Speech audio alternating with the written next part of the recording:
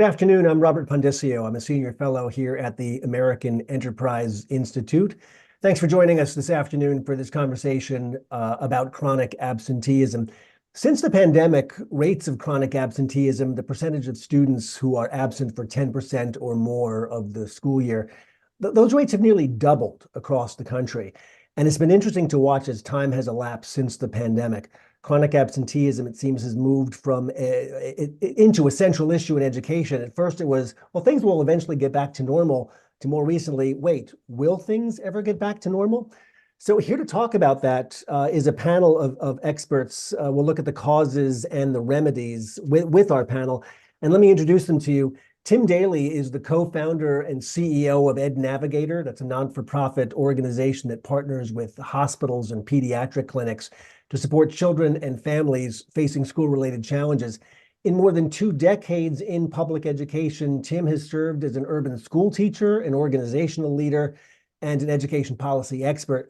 Prior to co-founding EdNavigator, he was the president of TNTP, that's a national education not-for-profit, focused on recruiting, training, and retaining outstanding teachers for schools serving families in low-income communities. He began his career teaching social studies, middle school social studies, at Northeast Middle School in Baltimore, Maryland. Also with us is Aaris Johnson. Aaris is the director of home visits for Concentric Educational Solutions, a Baltimore-based project that provides tutoring and performs home visits for children struggling with chronic absenteeism. Aaris started his career as a teacher at a charter school before he joined the Baltimore City Public Schools. He eventually became a school administrator and started a college readiness program. He is also the CEO of Harlem Park Community Development Corporation. That's an organization committed to upward mobility and resource supply to Baltimore residents who live in poverty.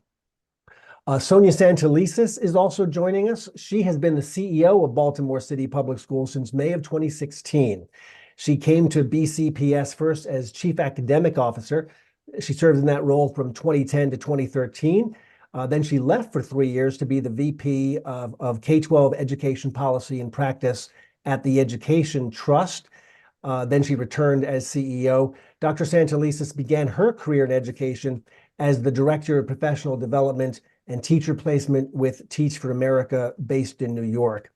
Last but not least is my esteemed AEI colleague, Nat Malkus, also a senior fellow and the Deputy Director of Education Policy Studies at the American Enterprise Institute. Here he specializes in empirical research on K-12 schooling. Nat is a national expert on a range of issues that affect students across the country, including career and technical education, school choice, advanced placement, standardized testing, and how the nation's schools responded to the COVID-19 pandemic. Nat created our Return to Learn tracker, which monitored schools reopenings after the pandemic, and he now also monitors chronic absentee rates. I was saying before we started that really Nat is the one who should be hosting this seminar or this webinar on chronic absenteeism, since he has perhaps literally forgotten more than I'll ever know on this topic. And toward that end, Nat, I want to start with you. Last week, you held a terrific panel discussion here in DC, and you started off with some good old-fashioned data, a number of slides. And I'm going to ask you if you can just briefly reprise some of the presentation you made to that audience last week. Yeah, I'd be happy to. Robert, thanks for having me here. I'm going to share my screen here and try and quickly get into some slides. I think you can see this. I'm going to briefly go over the data collection that we've done here and what we've learned from it. Let's see here. It is not, there we go. Our Return to Learn tracker started when the pandemic started, and we tracked school closures across the country in 8,600 school districts. We have been, over the past year, collecting district-level data on chronic absenteeism. We grabbed the data from 2017 through last year, wherever available, and I'll get into that briefly. We have a boatload of data. It's at the district level. We gathered this data from state departments of education, and we backstopped some of the missing data with some federal data that isn't quite as good. We have 2023 data, and I'll explain in a minute why that's so important for 38 states and DC right now. And I'm checking the websites of the remaining states every day. You can find this data and displayed in numerous ways on returntolearntracker.net. So what do we have? We gathered data from 2017 to 2023, and I'm going to show it to you mapped here. You can sort of see the ranges. In 2017, data was not universally available. This is the district data that we have. And chronic absenteeism as an indicator was sort of coming up during this time. We have full-scale data for 2018, and in 2018 and 2019, you see there's some red on there, but the average across the nation was 15%. Now, I just want to start out by saying that pre-pandemic, 1 in 6 students missing a tenth of the school year is not great. But that's sort of the baseline. 2020 was the year that schools shut down in March, and it looks like there's lower chronic absenteeism, but quite frankly, I don't trust the data. In 2021, it looks worse on this map, but again, I don't really trust the data because we had lots of districts remote for a large portion of this year, and even those that weren't remote had some kids who were remote. But by 2022, you can see how bad it got. The red is bad. This year, the average across K-12 students, all 50 states, was 28% of students. And then in 2023, in the states that we have it, that rate dropped. So that's good news. Chronic absenteeism came down, but it only came down to an average of about 26%. So we dropped 2%. In the year between 2022 and 2023. I'm going to argue that that is not a fast enough of a drop. You can see this here on this slide. Again, we're looking at the dotted line shows the average across these states, and you can see it varies.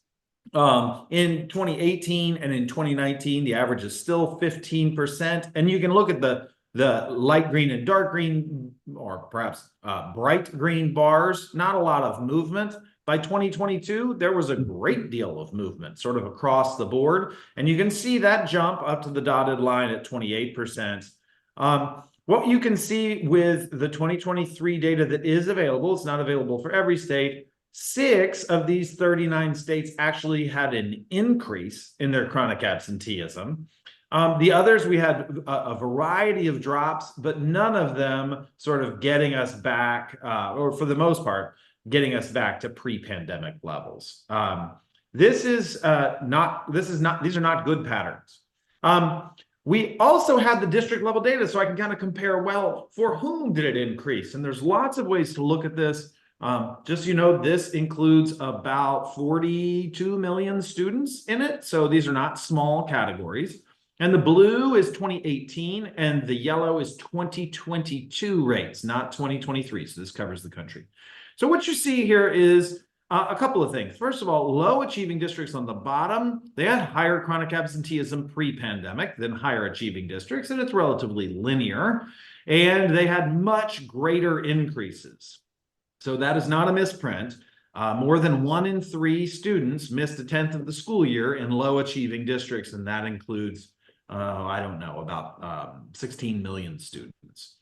That's devastating. But another portion of this problem that I want you to take a look at is that as compared to the baseline, compared to the blue, the increases are actually pretty equal, not as percentage points, but high achieving districts, they doubled, and low achieving districts, they almost doubled. And so that difference you can see in achievement. We can see it by poverty, with high poverty at the top. We can see by urbanicity a similar problem, but it's not just the urban schools that are having troubles. We're seeing it across the board. Again, sort of proportional increases. I collected data on how long schools were closed. You can see a difference here. But for those that would like to say, well, it was the school closures that did this, that's not exactly true. Even the most in-person districts had huge increases. You can see this by masking the following year as well. We have some data by student race. This is a different data set. You can see it's between 2020 and 2022. And we can see similar patterns here. I think it's very instructive to compare. The Asian students had lower chronic absenteeism in 2020, and Black and Hispanic students had relatively higher rates. Whites were somewhere in between. But if you look over here at the percentage increase, they're very similar. A little higher for Hispanic students, but this suggests that this is a very widespread change, that at least a proportion of the problem is pretty evenly felt. So I've said before, and I'll just do this quickly, Robert, because I have to say a little bit about my case that this is the greatest challenge for public schools. A lot of folks are going to say, well, it's the learning loss. And I'm going to make the case quickly that it's for chronic absenteeism. One of the things that we see is this broad-based change, and that looks like we're seeing a change in culture across a wide range of schools. I think that makes sense. The pandemic sort of changed sort of sensibilities and routines. We'll talk about this more, but I think this harms the students that are chronically absent, but I also think it harms the schools, and just a huge number of schools are facing widespread absences and the rotor wash of disarray that comes with that. And of course, the reason that I think that chronic absenteeism is a bigger deal than learning recovery isn't because learning recovery isn't important, but I don't see how with these rates, or with these rates slowing like they are, that we'll actually get to academic recovery that we're looking for. And then the last thing I'll just say is the tailwinds in time, I think, are really running out on this for two reasons. I told you that we had this 2% decrease in chronic absenteeism from 2022 to 2023, and that was good. But when we think about the context, in 2022, we had an Omicron surge that were the highest levels of COVID that ever existed. And then in 2023, we didn't have anything like that. So the COVID threat that schools faced, the pandemic brought changes, but that COVID threat really went away, and chronic absenteeism only dropped a few points. And for that reason, I find that these data are really concerning. So those are the slides that I've got. Sorry for the whirlwind tour, but I can answer any follow-up questions as we move along. We're going to have plenty, but that's both sobering data and remarkable. Until I saw that presentation, Nat, I don't think I fully appreciated just how widespread the issue was. I assumed that, like a lot of problems in education, was more concentrated in some areas than the others. So let's see if we can unpack that a little bit. Tim Daly, I'm going to go to you next. First, could you do me the kindness of just explaining a little bit about what your team at EdNavigator does and how that relates to chronic absenteeism? And also, you've written extensively about chronic absenteeism recently at the national level. What's your diagnosis of the data that Nat just presented? What's behind this? First of all, thanks so much for having me. At EdNavigator, we take referrals from pediatricians who see kids at well-child appointments who need help with education. That could be with special education, enrollment.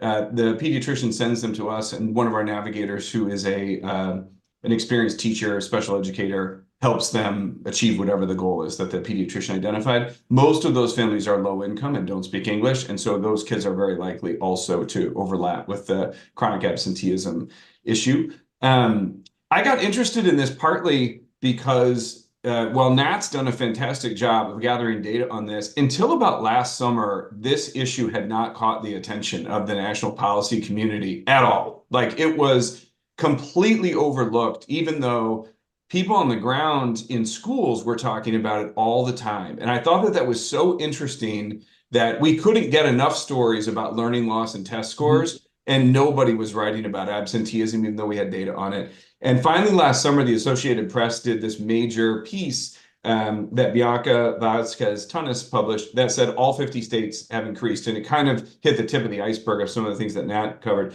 So I decided to look into it because I was just curious. And I called dozens of folks around the country to ask them. And I'll tell you some of the things that I heard. But the one thing that struck me immediately was there were things that people talked about publicly, and there were things that people only talked about privately. And the broad difference, I would say, is that publicly, everyone discussed this only as an issue of social disconnection from school, mental health and wellness, and inability to get to school. So it was transportation, the buses aren't coming, And it was also related to, kids who were afraid of getting COVID, that sort of thing. But there were all these other things that came up, and I'll just list a few of them that people talked a lot about. The one that parents talked about all the time is lack of accountability for missing school. Parents brought this up constantly. It just meant you can still do your work at home and get credit for it. And it used to be if you didn't show up to school, you didn't get credit for the classwork, you weren't going to pass. Transportation did come up, particularly in urban areas, but I will point out that, relative to Nat's data, this happened everywhere. It happened in school districts that don't have buses. It happened in rural areas where everybody gets to school by car. So it's the transportation issue, I think, is legit, but there's very little evidence that it drove this issue nationwide. Frayed social fabric, parents talk about all the time. And that just means you're not as connected to your friends. A lot of kids spend all that time with remote school indoors. School is no longer a must-have thing to see your friends and see what they're doing, because kids learn to live without that. That one, I think, was a big one, and parents were definitely fixated on it. Older kids will often say, and this is I think of some of what's going on in some of the more affluent communities, they just don't believe that in-person school is necessary. They think I can do this stuff from home. Some of these kids are like, I can do all my assignments in half the day. And a lot of parents kind of gave credence to this. They're like, my 17-year-old thinks that like showing up for school 5 days a week is for suckers, because you can go 3 days a week and still get an A. That was interesting, mostly for older kids again. There's a lot of talk about staying home being a lot more fun and entertaining in the era when streaming we used to have to watch like The Price is Right or daytime television when we had a snow day. And that's not what kids do anymore. So some people, I didn't find a lot of evidence to support that, but that's something that does come up. Not being able to go to school a little bit sick. Schools giving guidance to families saying, do not send your child with a fever, do not send your child with the sniffles, and that parents internalize that and were much more likely to keep their kids home if they had minor health issues. They were afraid they were going to get called by the school nurse and be shamed. You get some talk about parents having an easier time keeping their kids home because they work remotely. And you get some talk about more school avoidance, meaning kids just refusing to go to school, even though they have no issue transportation wise and no issue, they just don't want to go. So what I would say is there's just a whole bunch of different issues that I think probably play out differently in different communities. And I try to be careful to stick to what I know. I think that from afar, we can see a lot of evidence and ask questions. But it's really the educators who are spending time with kids and families that I think actually know what's going on and know how much validity there are to some of these things. And so I would say Eris and Dr. Santelises are probably going to have the most insightful things to say.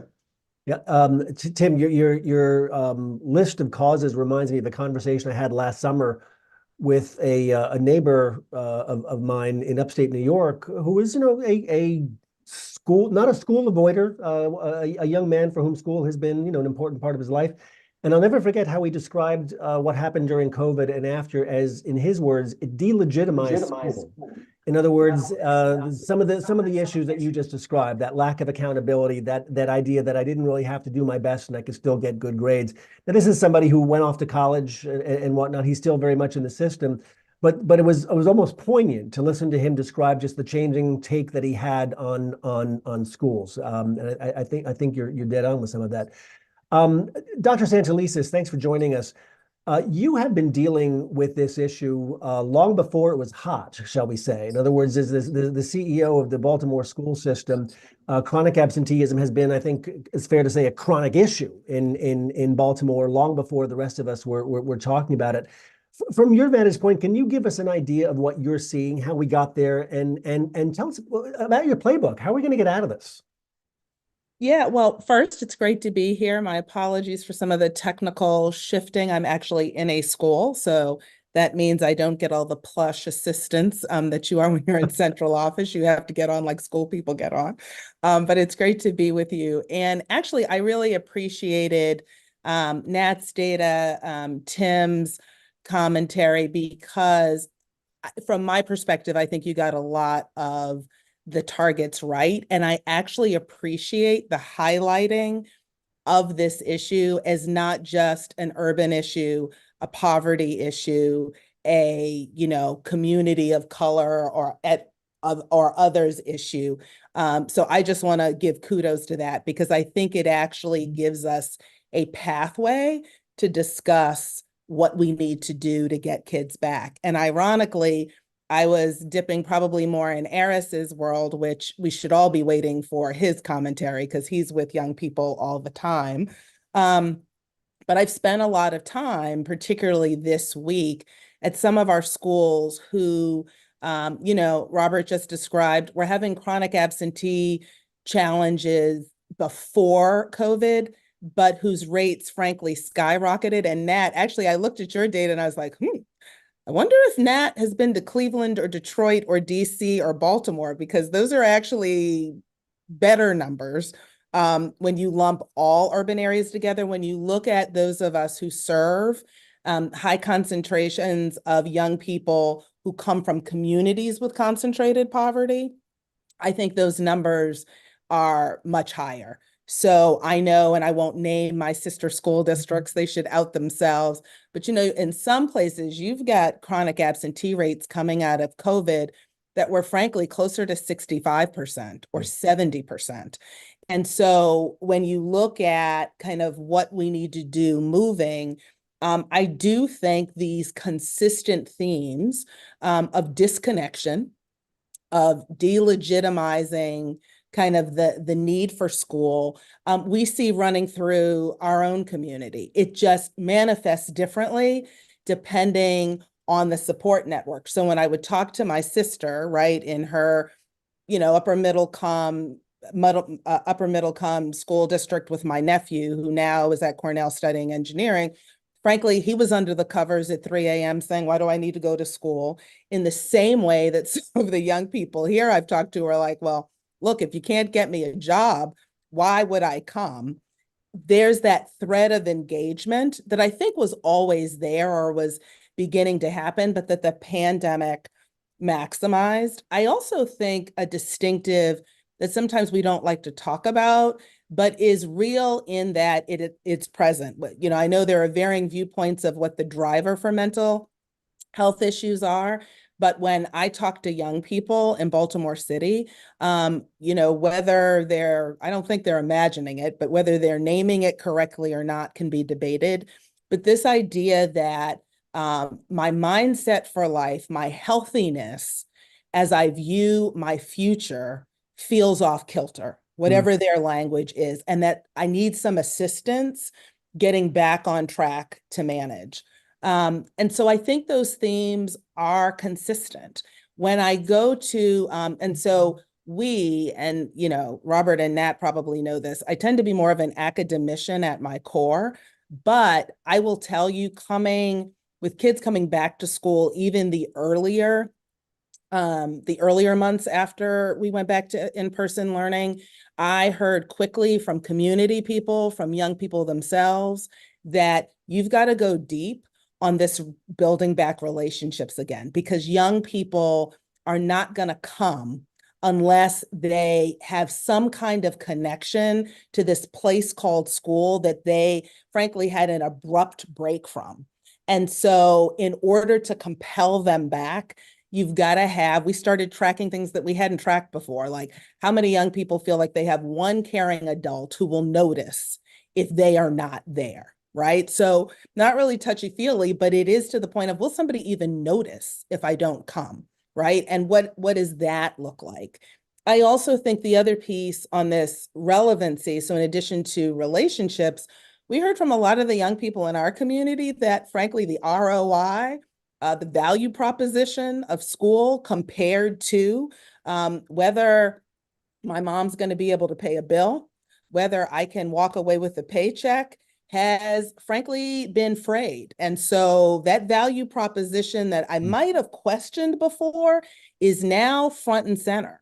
So what that has meant is that we have had to do a deeper dive. And let me tell you, the state of Maryland, when I talk to superintendents from a variety of communities, this connection of school to work or even school to real world we've got to spend some time building that. So when the school I went to visit today, before this one, was the school that had won our quarterly greatest improvement in attendance and declines in chronic absentee rates.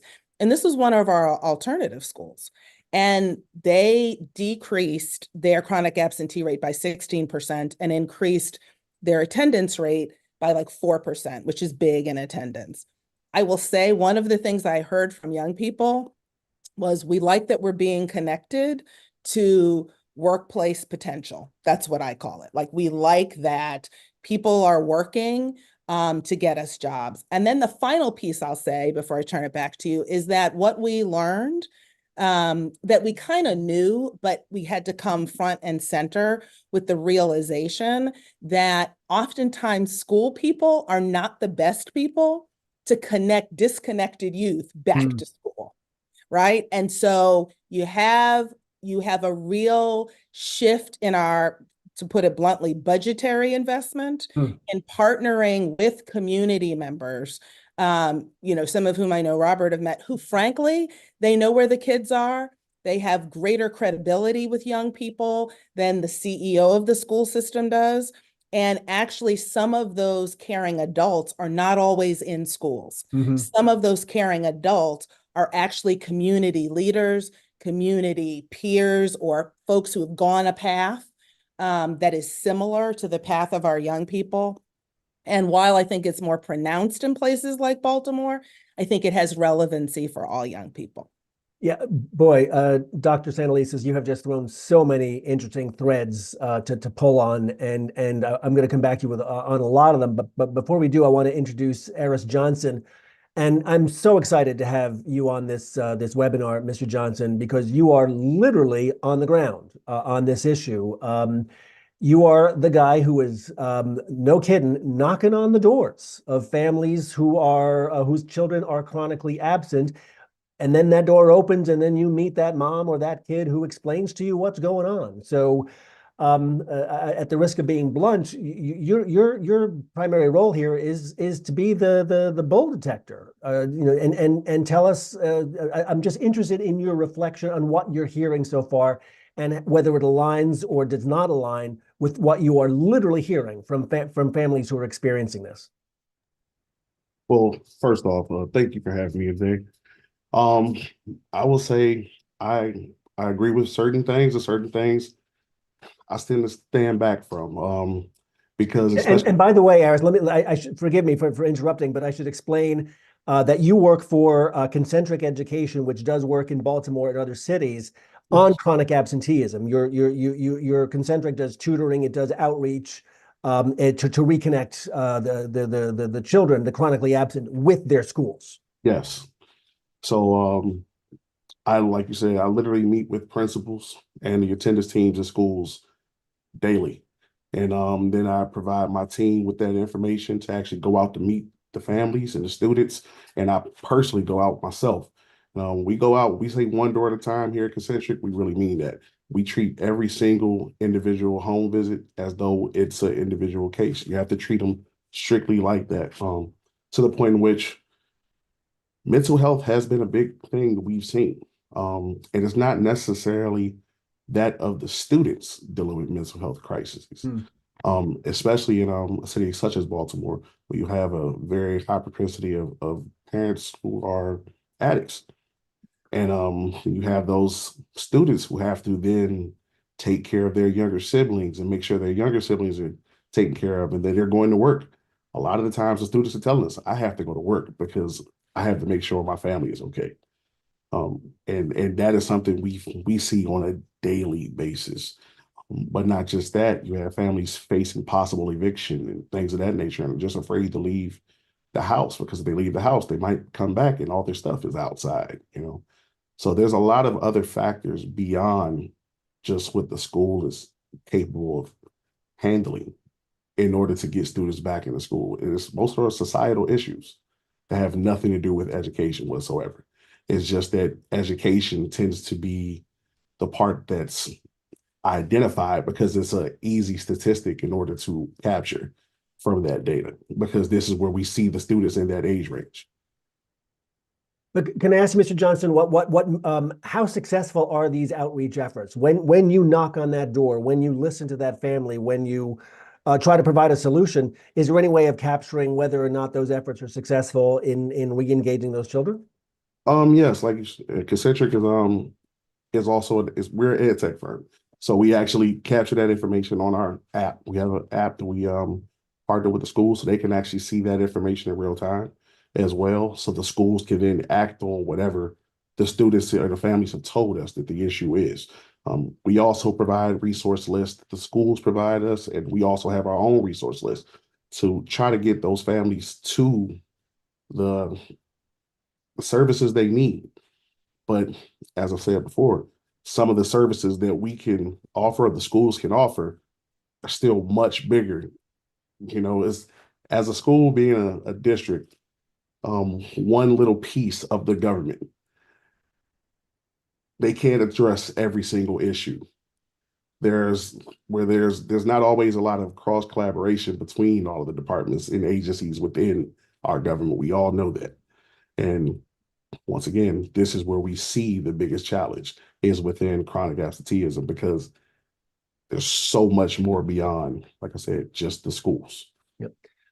Dr. Santelises, I want to go back to you for a second. You said something that just intrigues the heck out of me, and I'll try to summarize it. You talked about kids perceiving a different value proposition, I think was your phrase, with schools. When I hear that, that implies to me an evolving role. And you said you're an academician, I'm an academician. When I think of schools, I think of, you know, the academics. But that implies an evolving role for schools. Can you go deeper on that and say to what degree is that the answer here? And if so, you're in a position to kind of pull those levers. Paint a picture for me what that might look like. So, you know, first, I will just say that I agree with Eris, and I think one of the questions we have to ask is, how far do we want schools to go, right? How far, what services do we want to locate at schools? But I will take Excel Academy, which was the alternative school I told you about that won out of the entire district, right? Got the best improvement in reducing their chronic absenteeism for this quarter. And one of the things that, for example, one might see is, and you know, again, I know some people don't like the reality of this, but they have a daycare center on site and they have a waiting list for that daycare center. And young people come and keep their place in that on-site daycare center based on their ability to get to school regularly. So you don't get to just drop your baby one day and then we don't see you, you know, for 4 weeks. And so there's an incentive built in. But while they are there, they know that their children are being taken care of, and we saw them build food packs to go home through the community school coordinator, right? All of that plays in. But I think the other piece that also plays a part is there are young people who have access to internships in construction, right? So that means for a young person who says, look, I'm willing to come if I know that I'm going to be able to make a livable wage faster, that matters in our community, right? It just does. And I have parents tell me that, I have students tell me that, and schools have got to rearrange. We have to rearrange to provide more of that connection. You know, the other piece is somebody checking, right? Does this whole piece of, am I seen when I come, right? Do you notice when I'm not there?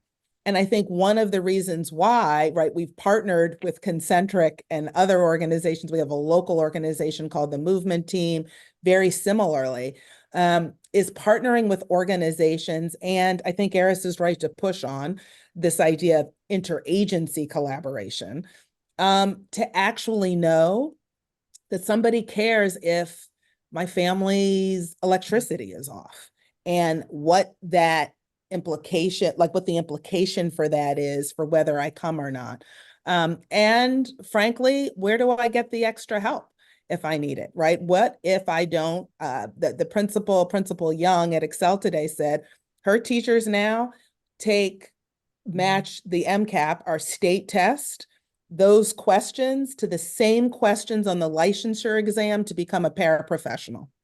And so literally young people are seeing this is not just some, you know, obscure kind of question. It's actually linked to your ability to get a job that you feel good about and matches.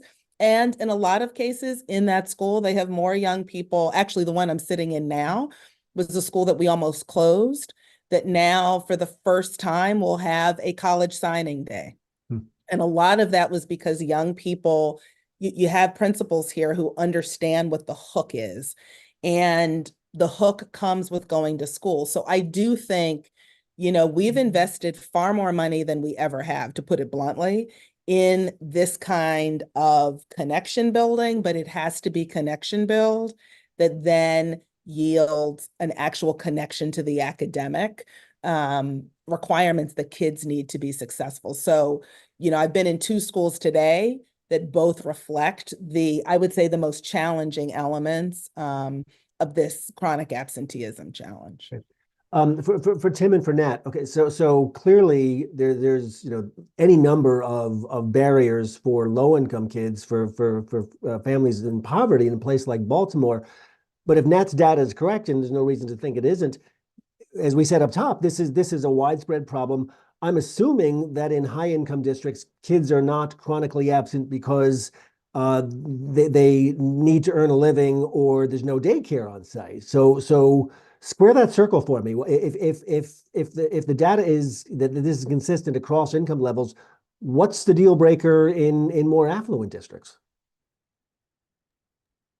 Well, I'll take a quick swipe at that. Look, I think there's multiple things going on, right? I mean, we saw big gaps in chronic absenteeism before the pandemic, and some of those were obviously due to supports that students were going without. So there's no doubt about it that supports is a key role here, and the thing that I'm trying to understand, and look, when you look from 30,000 feet, you don't get the view from the ground. So some of this is the story that you tell that makes sense of the data. But we have seen sort of a hockey stick in terms of what happened between the beginning of the pandemic and after the pandemic, and it's sticky, right?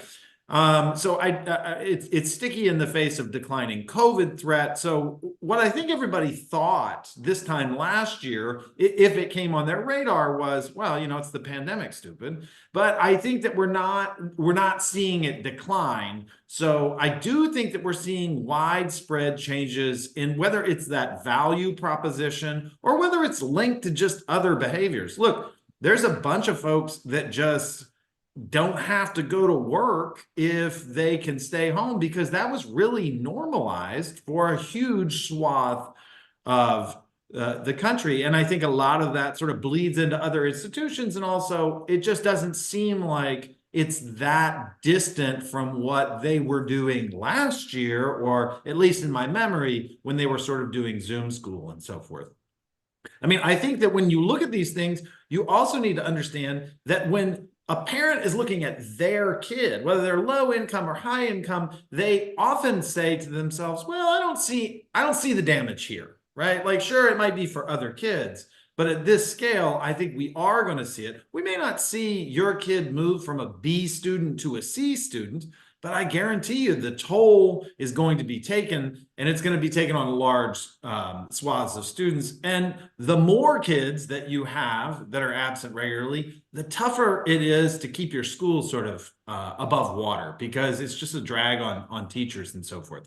So I do think that there's some big widespread issues that are really going to take more than just policy, right? So you can bring your policy for this problem or that problem. It's the transportation. It's not that those don't work or shouldn't be brought to bear. Are those enough? And I'm worried they're not. Yeah, those are good points. You talked about, Nat, all different levels of income and achievement. And I'm going to focus for a second on really affluent schools, because they almost never get talked about in relation to problems. I live in the Chicago area, and there's all these communities in Chicago where if you mention their names, you live around here, everybody knows that these places are synonymous with affluence. So New Trier High School is one of them. Schaumburg is another. Grays Lake, Lincolnshire. These are some of the most wealthy suburban areas in the country. And all of these school districts have extremely low poverty, and all of them had chronic absenteeism levels last year over 20%. There's no way this is about can't get to school. There's no way that this is food insecurity. There is no way that this is buses. It's no way that this is parent unemployment. And so I'll focus on Trier. And if you're familiar with Chicago or John Hughes movies from the 80s, this is like the land of John Hughes movies. You'd recognize this place if you saw pictures of it.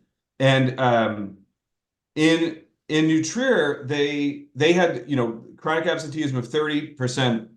But one thing that stands out is seniors were much higher. Freshmen were pretty low, seniors were really high. So there was some level of indication here that this is about seniors who had gotten to the point where their college stuff was secure. They were chronically absent at about 40%, freshmen was like 14. So that was one part of it. They had also changed a number of policies during COVID due to feedback about the stress that kids were experiencing and families, and also to mitigate the virus. And some of those things were, you could be considered present if you went for part of the school day. You could miss school and still participate in extracurriculars like National Honor Society or play a sport. When you came into school, they used to be absolutely dogmatic about signing the tardy sheet. And during COVID, because you know there was kind of a sense of like you didn't want to do anything to discourage kids from coming, they would, if kids walked past that and didn't sign it, wasn't a big deal. And last year, about this time, there was public reporting about how bad absenteeism had gotten, and it kind of finally like was a wake-up call. The Chicago Tribune editorialized about it. And even their student paper, and these are high school students, said, all right, y'all, we got to do something different here. And that something different is like the administration needs to change these policies because we're all taking advantage of it. So they formed a committee that kids and parents are part of, and they changed the policies for this next school year. Basically, everything I just described, they reversed. So you get limited time to make up assignments that you miss when you're absent, or else you get a 0. You cannot be absent more than a certain number of times, or you don't get credit for the course. And they came back this November, and after whatever number of months, 3 months of these policies being in place, they had reduced chronic absenteeism by 2/3.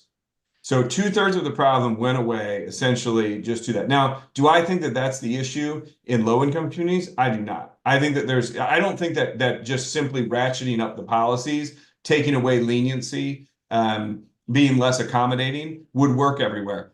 But I think it's really interesting that it happened in New Trier, because this is a community that went pretty far with this under the belief that this was out of their control. And they believed that this was a product of kids not wanting to come to school and being disconnected. And it was ultimately only when the students themselves started to say, that's not why, that they finally took action. And so I do think that Nat put this well, I think there's different things going on everywhere. And I think it's important for us to understand the part that's so befuddling about this is that even though we know different things are happening everywhere, the same outcome seems to be happening. It all seems to contribute to the exact same response, which is kids are missing more school. Why that is, I do not know. I don't know what it is particularly about school and struggling to get kids there. And for the older kids, they may be choosing not to come. But we see the biggest increase in chronic absenteeism in many places in kindergarten and first grade. And those kids are not choosing to get a job. They're not there for other reasons. So I would just say that it is really complex. And the longer it lingers, I think that we shouldn't lose the point that Nat led off with. The longer we don't solve this, the more likely it is we don't. Yeah. By the way, before I forget, we're going to throw it to audience questions in just a few minutes, and I keep forgetting to give the hashtag if you're following online. The hashtag is chronic absenteeism AEI. So you can post your questions on Twitter or X using the hashtag chronic absenteeism AEI, or you can use the email address that was on the RSVP to this webinar. A question for whoever wants it, a jump ball. How much of this are schools to blame themselves? One of the issues we haven't talked about is teacher absenteeism. If my teacher isn't coming to school or wants 4-day weeks or needs mental health days, does that send a signal to students? In other words, is this as much a teacher and administrative issue, how we run schools, the leniency we're giving to staff, as much with students? Anybody? I do think we have challenges with our staff, and some of that reflects the challenges with workforce expectations, period. But some of it is just exhaustion, right? I mean, some of it is, at least for us, but I will also say in the state of Maryland, we also have some of those same districts that Tim is describing. And people are not used to places like Montgomery County, Maryland, and Howard County, Maryland, where you have pretty high concentrations of wealth in pockets. They're not used to behavior issues in those schools. They're not used to fights breaking out the way they are. As a matter of fact, I, probably shouldn't have said this. I had a little chuckle with some of my colleagues, like, yeah, welcome to my world. This is part of what happens. And so I do think there's part of it that's expectation, but part of what we're also seeing is just the exhaustion. So no, when I got a proposal a couple of weeks ago that said, Madam CEO, teachers are exhausted, we should just go virtual every Friday. Yeah, I had to say no to that. But I do think, right, it is forcing us to rethink what some of this mindless paperwork that teachers have been complaining about since I was in a classroom. And how do we make a dent in that, given what we know about how exhausted people are? And I think some of that is we all got out of practice and that return to routine. But I actually don't think that's a minor piece, but I also think sometimes teachers are exhausted because the concentration of behaviors has just grown everywhere. And like I said, it's not just Baltimore anymore that has a shooting or a fight. There's some pretty high rent districts, at least in our state, that have some similar issues. And I think it's exhausting for teachers. I guess another way to ask the same question is, to what degree are we as educators having our bluff called? In other words, we tell kids, oh, you can't miss a day of school, but maybe they can, right? In other words, if the expectations are low, if there's no cost to accountability, to use Tim's phrase, for missing those days, even academically, I don't feel like I fall behind if I miss. Or maybe we're wrong and they're right. I want to just jump in and make 3 quick points on this. And one, Sonja, you're definitely right. This is reflected in national survey data, and I'm looking at the data on teacher absences at the district level, which is hard to find. But there's national data that the NCES gathered, and they asked districts across the nation, is student absenteeism worse since the beginning of the pandemic? And is it worse since last year? And they said yes and yes. And then they asked, what about teacher absenteeism? And the responses were even stronger about teachers, right? Now, that doesn't mean that teacher absenteeism is 28%. That's not what I'm saying. I'm just saying that the problem is widespread and as pronounced. The other thing is, I think that teachers are in a little bit of a catch-22 here. And, I was a teacher. It's not easy. There's lots of burdens. But I think that it's tougher to teach when you have kids out of your class more or less every day, right? Like peppered through the calendar is makeup constantly. That's difficult. And so to some degree, I understand teachers are burdened, but I think we also need to face the facts that if we don't bring teachers into the game with their relational capital to connect with students, especially in the elementary zone, then what they're looking at is a tougher work environment long term. And not like kind of tougher. I mean, I think it means a harder job. That is a really bad thing for schools, and it's definitely a bad thing for teachers. So I don't blithely just say, well, the teachers need to bring their A game on this, but I'm saying teachers need to bring their A game on this because they can make a material difference in the long-term work that they're doing. And I hope we can bring it to bear.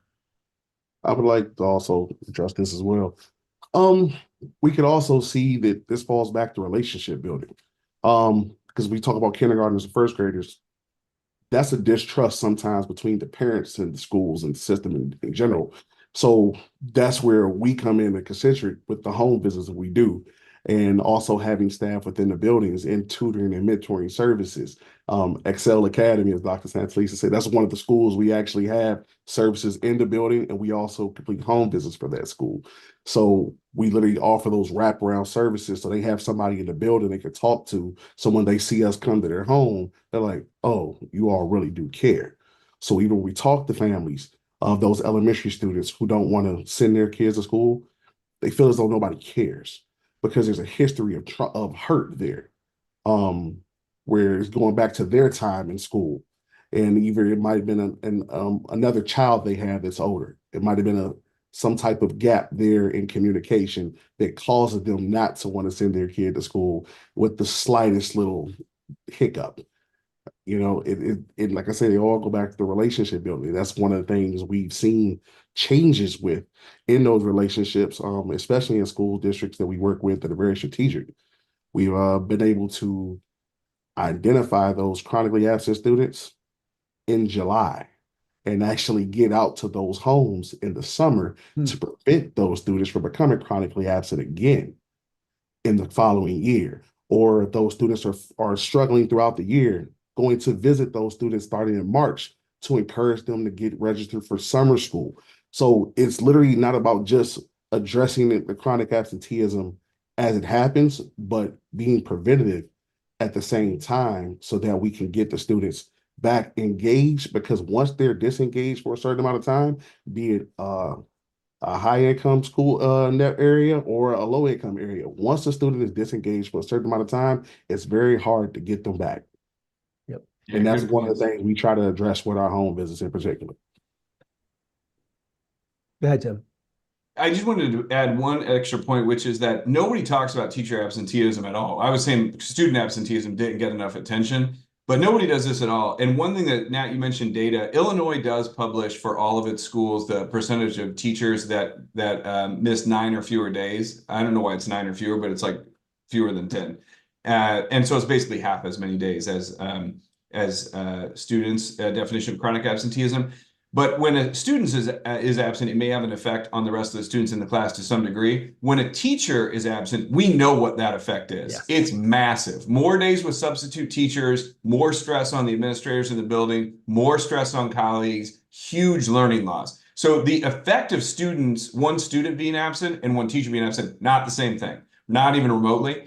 And I've only looked at this really a little bit. I think it bears more looking into. It is not super evident that these two things move together, meaning in the school, student and teacher absenteeism. And the reason that it's not totally evident is so many affluent schools have so much absenteeism among their teachers. So some of the affluent schools where student absenteeism has maybe gone up, but it's still lower, boy, did they have a lot of teachers missing school. And I think they would say exactly what you all have been saying. I'm stressed, I'm burnt out, I'm dealing with more than I've ever dealt with. But I think it's something that we should dig into more, because if we don't fix the teacher absenteeism, not only might not we fix student absenteeism, but we definitely won't fix learning loss. Yeah, and that's one of those issues that I think contributes to a sense of what my young friend called the delegitimization of school.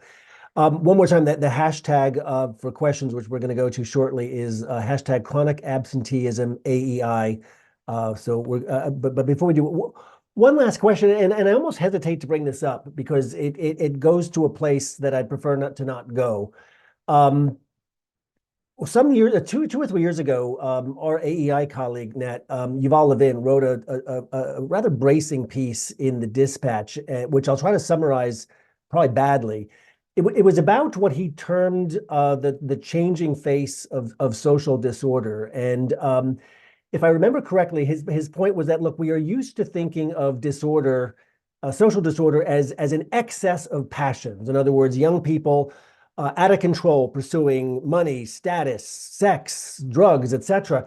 And his point was that the face of social disorder is changing, and now it's, I believe his phrase was disordered passivity. Kids just checked out, disengaged, not only not engaging in life to excess, but not at all. The kind of failure to launch phenomenon.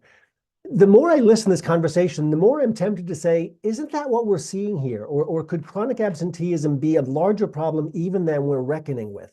Just kids just checked out and not engaging in school because they're not engaged with anything.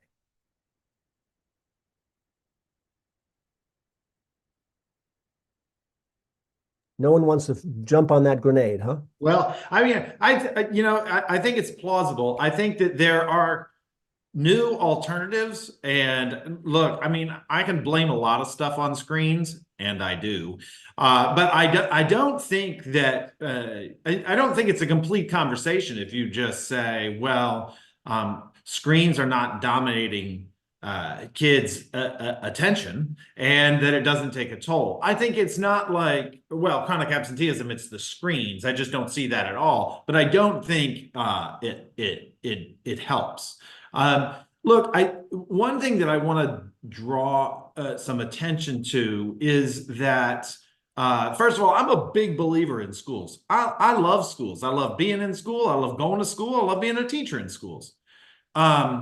They work better when they're full and consistent. And a lot of this sort of apathy and disengagement actually gets better when you have more consistent attendance and when people are applied. So it's hard to correct, but some of the ills that I think our kids are facing is that they aren't at school and engaged as much as would be good for them. So to some degree, the thing we're aiming at is the thing that can ameliorate some of these woes. I hear lots of people say, well, you know, teachers need to make school more engaging, which is not a policy argument. That's kind of like, well, I hope that they just fix it. But I don't think that it's fair to talk about what schools should do and talk about what teachers should do without saying that a large part of this problem is that parents are not doing what they are supposed to do. So you got second and third grade chronic absenteeism that is up 75% over pre-pandemic, 80%. I don't think that classroom teachers just dissolve their care for students, or that all their ability to make those relationships are really what's driving that. I think there's something that is pretty widespread, and that there's a large percentage of parents who are failing to do their, as I've put it multiple times, their moral and legal obligation to get their kids to school on time. And I work in a think tank, so I get to say these things very clearly, but I think that we need that argument said plainly. And quite frankly, I think we need it said from power centers. I think it needs to be said by everyone from the president down to the principal. But I don't think principals are able to say it if the people above them, the governor, the superintendents, present company excluded, are not also able to say, you know, we need to get back to business. So I really do think that we need some bully pulpit. And look, governors, to all the governors who are watching this, if you're not in on this game, you are derelict in your duties, because this is your biggest expenditure. And we're wasting a lot of money because kids aren't coming to the schools that we're running. Okay, Dr. Santelises, you occupy one of those bully pulpits. How are you bullying to make this happen? So actually, and you know, look, Nat knows he has free reign to like call me out, like, Sonja, you need to be doing more of this. He said governors, he didn't say you. Well, it's okay. I took it either way, Nat. But I will tell you what I have been doing in kind of the quiet spaces is actually talking to community leaders and saying, you all need to say this. So our faith leaders need to say this, right? The NAACP needs to say this, right? I have people who live in the communities, right? Because, you know, folks would say, well, okay, are you down here, you know, every weekend in XYZ? And I won't call some of these people's names. Robert may have met some, and I am sure Aaris knows some of them, but these are what I like to call the community elders who actually are saying it. And I think it's actually in reverse, Nat. I think we need to give those people with the credibility the space to be able to say it.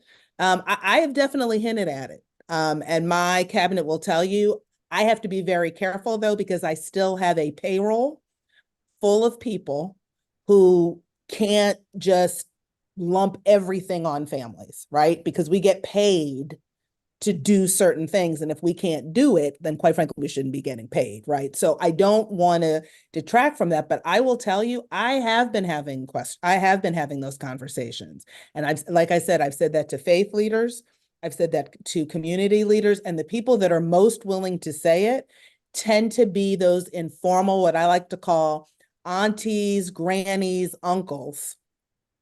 And I won't say the name of one of them because I don't want to out her, who said, oh yeah, what you need to do is you need to go back and tell some mamas they need to make sure kids have breakfast and they get to school on time. I don't know why y'all are taking this, right? And that's not everybody, because Eris knows, I know that we have a lot of families under duress, but I do think we like to lump people and we like to lump families, and families that are homeless 3 and 4 times are not the same as this is just nothing, this is just something I'm choosing not to do. And I think one of the things that our re-engagement center does really well is, again, by building relationship, that what Aaris talked about, you actually have some proximity. And so some of the reason why these community leaders can say it and should say it is they know the difference. They're like, oh no, she don't have anything going on. She just needs to get her kid to school. Or he needs to actually make sure the homework's done. Now that family over there, we need to make sure they get groceries and connected to something. And I think that, not to make the big system, small system argument, but we are also suffering from a fraying of those local community institutions rather than large institutions that employ 10,000 people like Baltimore City Public Schools, who can only have so much visibility. But yeah, I do think it's part of the conversation, Nat. And a lot of the people I talk to, what I've said is, you all have to convene these meetings because people are scared it's going to be weaponized, right? Oh, okay, so now we're going to talk about those families again. And so I have to have, just very straight, I have those conversations on a local level because people are nervous, Nat, that if I say that at a school board meeting, it is going to be used and weaponized against Baltimore City. And so we have to have the spaces with relationship where we can say, yeah, no, honey, we need some routines at home, right? And we need some other things in place. But I think it's a touchy, sensitive subject. And I think it's about who is saying it and how they're saying it.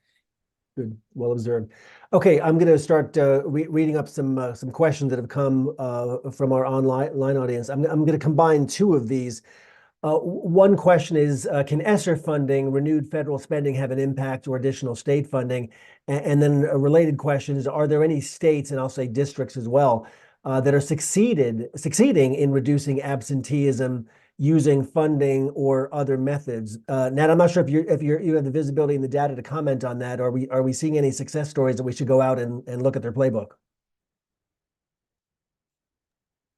On the ESSER spending? Well, either using ESSER funding effectively or just having demonstrable results in reducing, not slowly, but dramatically. Are we seeing anybody who's kind of getting this right? So I don't think we have the data to say this clearly, right? You can have sort of one school that's done some great work, but whether that's going to replicate across the board takes careful research on a timeline that, quite frankly, we don't have. Is my thought. I'm not saying we shouldn't do research on that, but look, we've seen things pre-pandemic that worked on chronic absenteeism, but how they will play out is sort of an open guess. I don't think we shouldn't use the things that have worked before. I don't think that we've seen any interventions previously that are up to the task at hand right now. And as far as the ESSER funding, I mean, it's just very tough because it's not going to be here that long. So it doesn't well coincide with the nature of the problem that we have, which it really needs to be fixed quickly. And I just don't think that the research community, or quite frankly, I was at a group recently where I asked, what's the low-hanging fruit? And it was kind of crickets. Like, nobody had something that was like, well, here's the obvious playbook.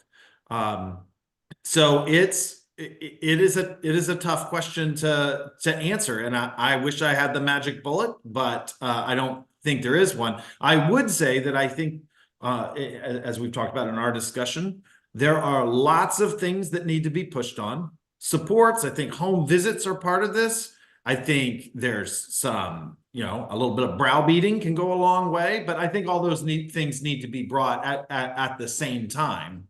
And with a sense of urgency. And look, that's a pretty hard, diffuse set of prescriptions to actually pull off. So this is tough. For maybe for Aaris or Sonja, is there chatter in your communities about other districts or other organizations that are knocking the ball out of the park on this? Eris, you should go first. I was going to concede to you. I was just going to say, there are organizations that are doing things, but I can't really speak for what they're doing because I'm not sure of its effectiveness. I can only speak on what I know that we do, and we do very well, and that is actually getting students to return to school. And that's literally what the entire purpose of the home visit is for. There's some, people, phone calls don't always work. Letters don't always work, but actually going to somebody's house and actually stepping on their door. You're talking about going to people's houses on weekends, after hours. And some of these neighborhoods, quite frankly, people don't want to just go to. And even in some more affluent areas, somebody who looks like me is probably not going to be always welcome in those areas. But guess what? If there's a student there who needs my assistance, I'm there. As I said before we started today, I'm all about kids. I've spent my entire career in education, from K to 12 up to higher ed and back into this space. I'm all about helping kids succeed. And a lot of the times it requires a caring adult to go meet with their family, because sometimes that parent needs us just as much as the kid. So it goes back once again to relationships. Got to build the trust first and foremost, because there is a gap. And we're seeing it at all levels when it comes to this absenteeism thing. So they're showing that there is some type of gap in communication somewhere. So that's why I said, for me, it's really just about knocking on each door, one door at a time, as I keep saying, and building a relationship. Here's another question that came over the transom. Does national policy carry any weight in this conversation, since the causes and explanations for high chronic absenteeism rates vary so much across different schools and districts? That's a great question. I think this is a tricky one, honestly, because it's not clear what the federal government can do. The White House has said that states ought to consider using absenteeism in their dashboards and in their rating systems, but we're all debating how much we think schools really can control these things at the local level, and the underlying causes are different. On the other hand, if it's a 50-state problem, it seems like it ought to be something that we're addressing at the policy level, and we know that the stakes are really high. So I think I don't think there's an easy answer to this. I wish there was a national conversation that started much sooner. I think it should have been convened by the department. I think the department has gotten a lot of criticism on this issue. I think they deserve it. I don't know what they were doing on this before this fall, but on the other hand, if they had told everybody to get in a room and just start knocking this out and, like put one foot in front of the other and all that, I'm not sure that the solutions were there that were so obvious. And so I guess I'm conflicted about it. The one thing I do think is we should have started this conversation earlier, because we had the data, and that we should all be accountable for that. I think it was not until schools and districts started waving the flag on this and saying, we need more help, we need more resources, that people really got to it. And if I had the answer of what the feds should have done, I would pound the table for it, but I just don't know.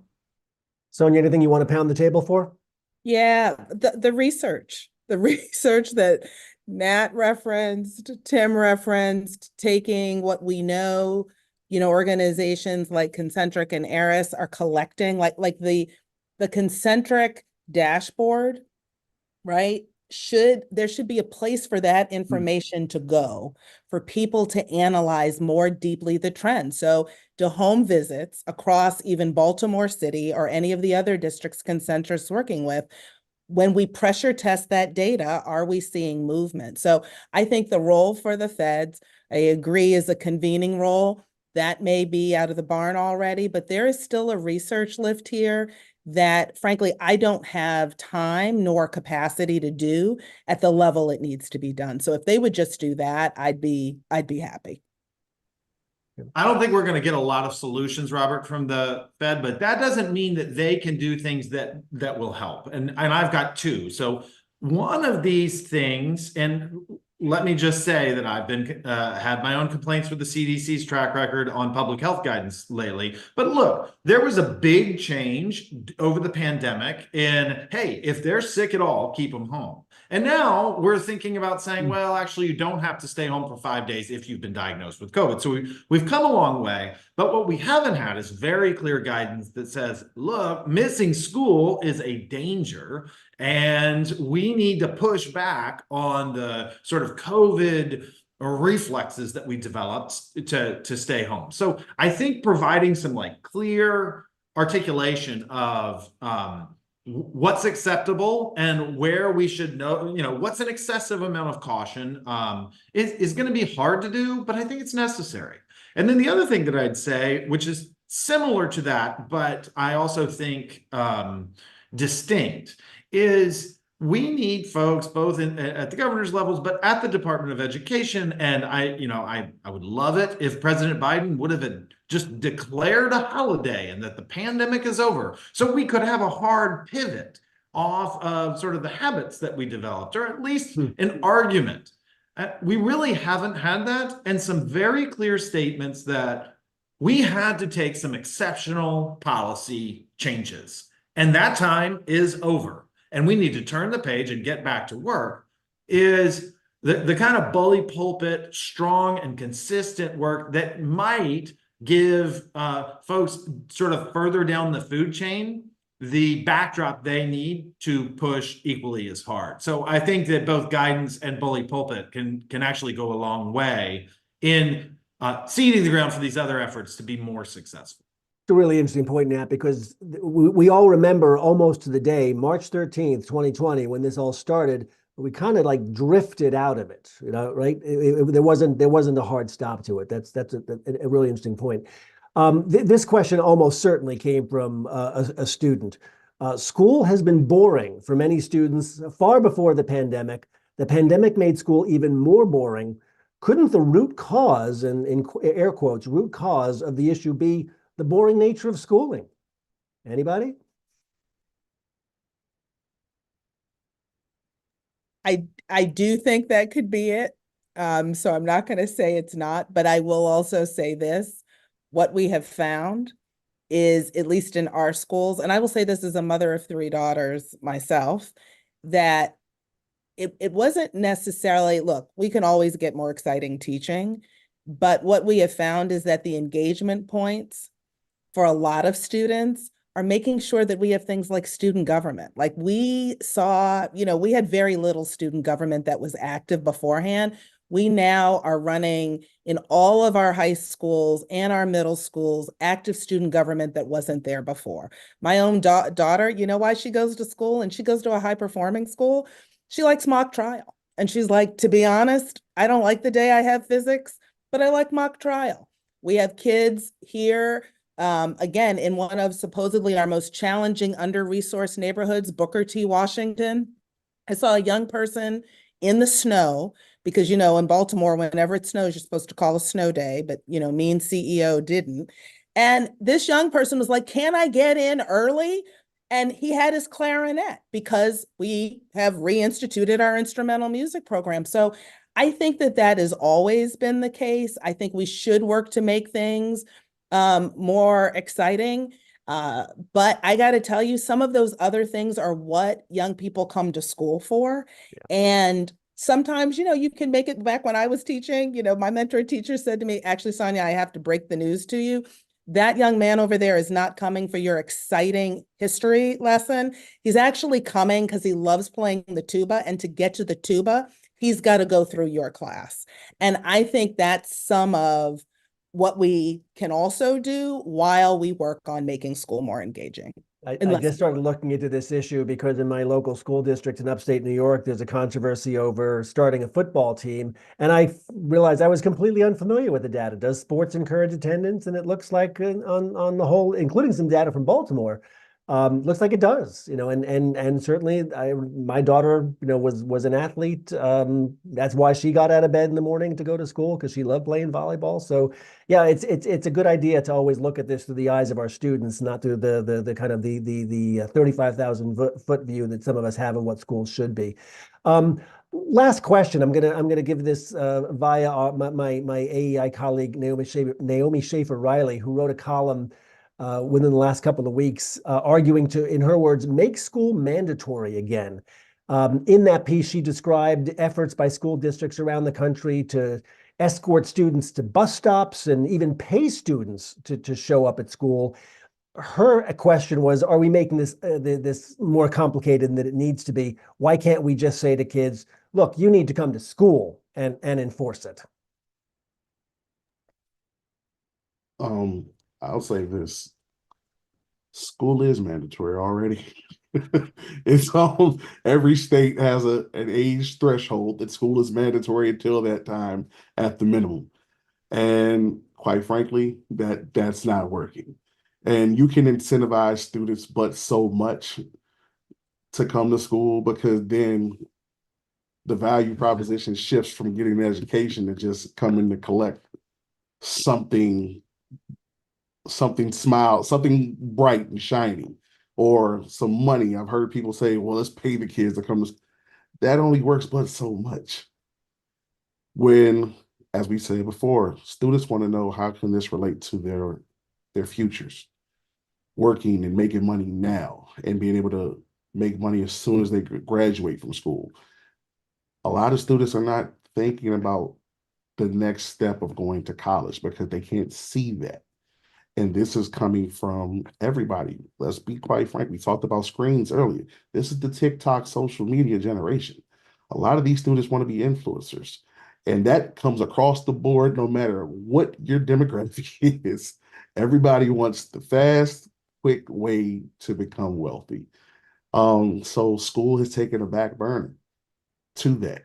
And once again, this is where the relationships come in, to be able to have those hard conversations, to tell those hard truths, like, hey, these are the stats. You talked about athletics. I can speak to this as a former Division I college athlete who played a little bit of professional football. Those statistics for me to even get to that place were very, very, very small to get to where I got. But I was able to get there, and school was my motivation. Literally, my motivating factor to go to school every day was the fact that I wanted to play football, hockey, baseball, and throw shot put. I love sports, but I also was in the band. I also was in the choir. So I knew in order to participate with these activities, I had to come to school. And that didn't stop in high school. It kept on because I had to keep my scholarship. My mother could not afford to send me to college. If I didn't play football, college was an afterthought for me. All right. So I literally use my story, my background, to be able to talk to students of all races, classes, everything. Like, my story can be inspiring to everybody. But I think sometimes we as adults forget that we were once these children. So we have to be able to take our titles down and our everything and just relate to them at their level.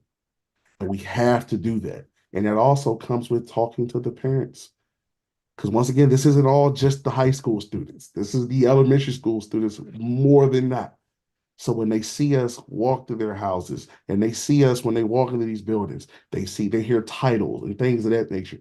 When they meet me, it's not Minister Johnson. It's, hey, I'm Eris. How you doing? I literally meet them where they are. Like, because if we don't meet them where they are, we'll never get the changes we want to see. So trying to make something punitive in nature doesn't work, which is one of the main things I tell people. I'm not a truancy officer. Okay. I am here to collect information, to be able to give that information back to the school so we can help. Because that's the end of the day, is about helping close the gaps in communication between everybody. And if we took that approach more, it will work a lot better. I mean, you spoke about the Department of Education. I didn't get to get in on that, so I'm going to roll this into it. Department of Education has recommended home visits and tutoring, but where's the funding? So I'll just close on that. And I think we're going to close on that period. That I can't think of a better way to end. And I suspect this is not the last conversation we're going to have on this topic. This is an evolving story. It's going to be with us for some time. So I'm going to hopefully ask our panelists to commit to rejoining us in a couple of months to revisit this topic and see how we're doing.